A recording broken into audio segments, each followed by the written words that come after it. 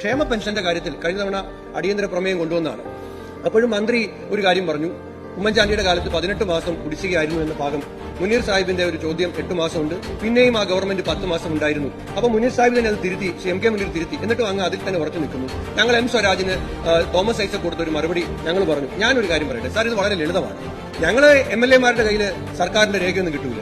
ഞാൻ ബഹുമാനപ്പെട്ട മന്ത്രിയോട് പറയുന്നു, അങ്ങൊരു കാര്യം ചെയ്യൂ, ഇന്ന് സംസാരിക്കുമ്പോഴും അടുത്ത ദിവസമോ നിങ്ങൾ 18 മാസത്തെ കുടിശ്ശിക ഉമ്മൻചാണ്ടി വരുത്തിയത് കൊടുത്തിട്ടുണ്ടെങ്കിൽ അത് നിങ്ങൾ വന്നതിന് ശേഷം കൊടുത്ത LSDDക്ക് കൊടുത്ത സർക്കാർ ഉത്തരവുകൾ ഈ നിയമസഭ മുമ്പാകെ വെക്കണം.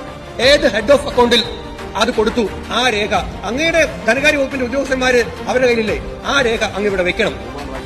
ഇതിപ്പോ 3ാമത്തെ തവണയാണ് ചോദ്യമായി ബഹുമാനപ്പെട്ട സ്പീക്കർ ഞാൻ ചോദ്യം ചോദിച്ചു, മന്ത്രി മറുപടി തന്നിട്ടില്ല. ഏത് നിയമസഭയുടെ അവകാശം ഉപയോഗിച്ചു. ഞാനൊരു കാര്യം പറയട്ടെ, എന്തുകൊണ്ടാണ് ഇത് ആവർത്തിച്ച് പറയുന്നത്? ബഹുമാനപ്പെട്ട ശ്രീ ഉമ്മൻചാണ്ടി ജീവിച്ചിരുന്ന കാലത്ത് നിങ്ങൾ അദ്ദേഹത്തെ വേട്ടയാടി. അദ്ദേഹം ഇപ്പൊ നമ്മളോടൊപ്പം ഇല്ല. 18-ാം തീയതി അദ്ദേഹം നമ്മെ വിട്ടുപിരിഞ്ഞിട്ട് 1 വർഷം തികയാണ്.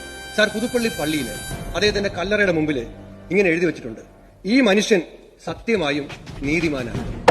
സാർ, ആ മനുഷ്യൻ സത്യമായിട്ടും നീതിമാനായിരുന്നു. അദ്ദേഹത്തെ വീണ്ടും അധിക്ഷേപിക്കുന്നത് നിശബ്ദമായി ഞങ്ങൾ സഹിക്കില്ല. അതുകൊണ്ടാണ് ഈ കാര്യത്തിൽ നിങ്ങൾ 18 മാസത്തെ കുടിശ്ശിക കൊടുത്തിട്ടുണ്ടെങ്കിൽ അതിന്റെ രേഖ, അതിന്റെ സർക്കാർ ഉത്തരവുകൾ, എക്സ്പെൻഡിച്ചർ ഇൻകർ ചെയ്തതിന്റെ കാര്യങ്ങൾ ഈ സഭയുടെ മുൻപാകെ വെക്കൂ. പ്രശ്നം തീരട്ടെ, നിങ്ങളത് തെളിയിക്കൂ.